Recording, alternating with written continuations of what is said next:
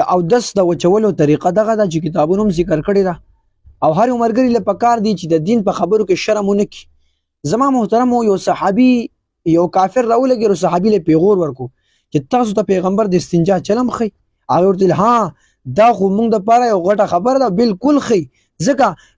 کتابونو کې دا مسله ذکر ده او صحابي ورته ویلي لکه سرنګ چې پلار خپل زوی ته یو طریقه خي دغه شان نبی رسول الله دا زمونږ یو روحاني پلار دی او دا زمونږ نبی له موږ ته بهر یو مسله خي. نو په دې کې شرم نشته. کچرته یو ملګری استنجاو کې بعضی قدسي خلک استنجاو کې ډاری کې راپاسي او باندې استنجاو کې بیا او چار دام تکینی نظم محترمو کتابونو د لیکلي چې استنجا دی وکړه هغه پس کوم نه مثال تور باندې سړی د کینی یا پاسي چې د اطمینان شره چې مانه قطره خو نشي